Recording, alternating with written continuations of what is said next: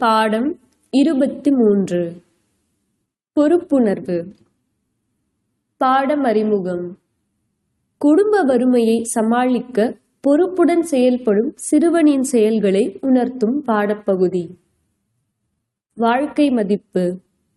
வறுமையிலும் நேர்மையாய் உழைத்து வாழ வேண்டும்.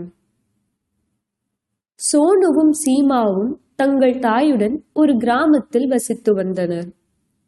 சோனுவின் தந்தை நகரத்தில் வியாபாரம் செய்கிறார். அவர் ஒவ்வொரு மாதமும் கிராமத்தில் உள்ள தனது மனைவி மகனுக்கு பணம் அனுப்புவார். அவர்கள் அந்த பணத்தில் மிகவும் சிக்கனமாக குடும்பம் செய்து பிழைத்தார்கள். ஒவ்வொரு மாதமும் 10ஆம் தேதி தபால்காரர் சரியாக பண ஆணையை கொண்டு வந்து சோனுவிடம் கொடுத்து விடுவார்.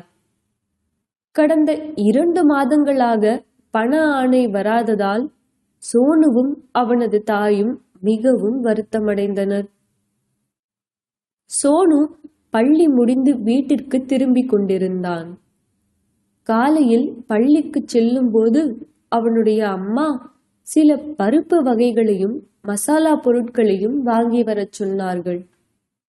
வழியில் அவன் தபால்காரரை பார்த்து, மாமா, அப்பாவிடமிருந்து ஏதாவது பண ஆணை வந்துள்ளதா என்று கேட்க, தபால்காரர் எதுவும் வரவில்லை என்று கூறிச் சென்றார்.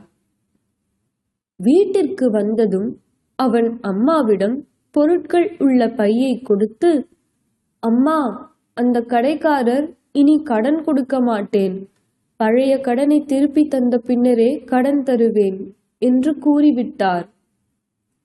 உடனே அவன் அம்மா, உன் தந்தை 2 மாதங்களாகவே பணம் அனுப்பவில்லை, கடன் வாங்கிதான் குடும்பம் நடத்துகிறோம், உன் தந்தை எப்படி இருக்கிறார் என்று தெரியவில்லை, கடவுளே, அவருக்கு எந்த பிரச்சனையும் இருக்கக்கூடாது. அம்மா, எனக்கும் மிக கவலையாக இருக்கிறது. இவ்வளவு வருடத்தில் அப்பா முதன்முறையாக பணத்தை அனுப்பாமல் இருக்கிறார். நீங்கள் பசியுடன் இருக்க வேண்டாம் அம்மா, சாப்பிடுங்கள் அம்மா என்று கூறி அம்மாவிற்கு அவனே ஊட்டி விடுகிறான். அப்போது அவனுடைய சகோதரி சீமா குதித்துக் கொண்டே வந்தாள். அண்ணா, இந்த தீபாவளிக்கு கண்காட்சிக்கு அழைத்துச் செல்வேன் என்றும் நான் விரும்பும் பொம்மைகளை வாங்கித் தருவேன் என்றும் சொன்னீர்களே என கேட்டாள். ஆமாம், நிச்சயமாக நாம் கண்காட்சியை பார்ப்போம். உனக்கு பிடித்த பொம்மைகளை வாங்கலாம்.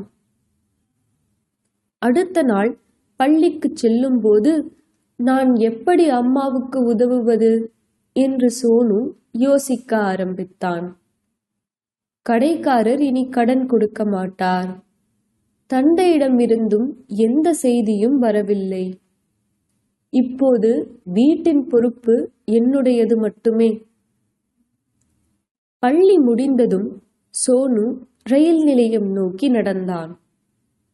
கிராமத்திலிருந்து 5 கிலோமீட்டர் தொலைவில் அந்த ரயில் நிலையம் இருந்தது. சோனு நின்று கொண்டிருந்த இடத்தில் ஒரு ரயில் வந்து நின்றது. ஒருவர் 2-3 பெட்டிகளுடன் ரயிலிலிருந்து இறங்கினார்.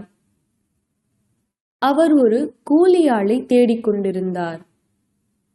சோனு அவர் முன்னால் சென்று, ஐயா, நான் உங்கள் பொருட்களை எடுத்து வரட்டுமா என்று கேட்டான்.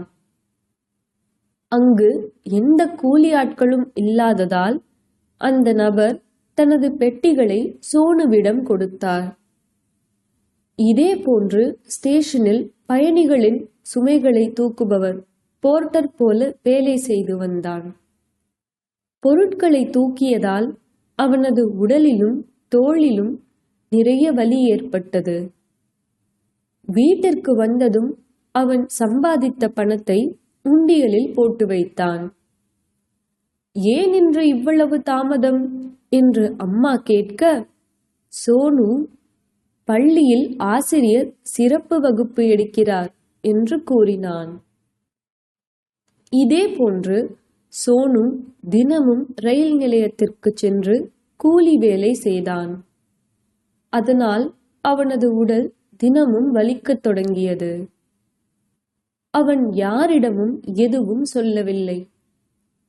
இப்படியே படிப்படியாக தனது உண்டியலை நிரப்ப ஆரம்பித்தான்.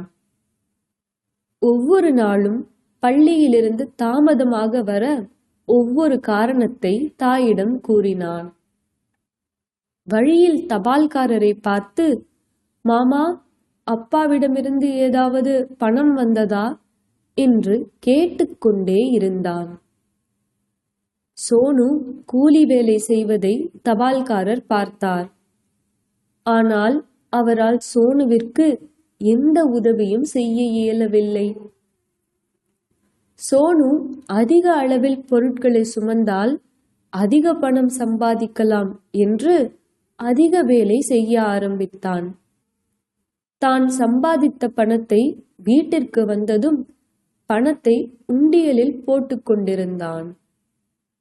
அப்போது அவன், அம்மா, என்னடா சோனு, இவ்வளவு நாளாக உனது ஆசிரியர் சிறப்பு வகுப்பு எடுக்கிறாரா?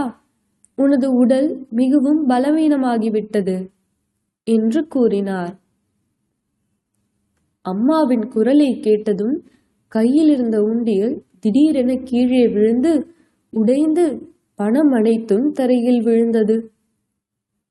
சோனுவிடம் இவ்வளவு பணம் இருப்பதை பார்த்ததும் அவன் அம்மாவுக்கு கோபம் வந்தது. அவள் உடனே, இவ்வளவு பணம் உனக்கு எங்கிருந்து வந்தது? எங்கே திருடினாய் என்று அவனை அடித்துவிட்டு, கடவுளே, இப்போது நான் இதையும் சகித்து கொள்ள வேண்டுமா என புலம்பினாள். அப்போது தபால்காரர் வந்து, உன் தந்தையிடமிருந்து பண ஆணை வந்துவிட்டது. இனி நீ சுமை தூக்கி கூலி வேலை செய்ய வேண்டிய அவசியமில்லை என்று கூறினார். என்ன, சோனு சுமை தூக்கும் கூலி வேலை செய்தானா என்று அம்மா ஆச்சரியமாக கேட்டார். ஆமாம் சகோதரி, கடவுள் இது போன்ற விவேகமான குழந்தையை தான் உங்களுக்கு கொடுத்திருக்கிறார். இவன் அவனுடைய பொறுப்பை உணர்ந்து வீட்டு கஷ்டத்தை புரிந்து கொண்டு யாரிடமும் கையை நீட்டாமல் கடின உழைப்பின் மூலம் பணம் சம்பாதித்தான் என்றார். சோனுவின் தாய் தன் செயலுக்காக வருந்தினாள். கடவுளே, என் சிறிய மகன் சின்ன வயதிலேயே இவ்வளவு சுமையை சுமக்கிறான். நானும் அவனை அடித்து விட்டேன் என்று அழுது கொண்டே மகனை கட்டி அணைத்து பெருமிதம் கொண்டார்.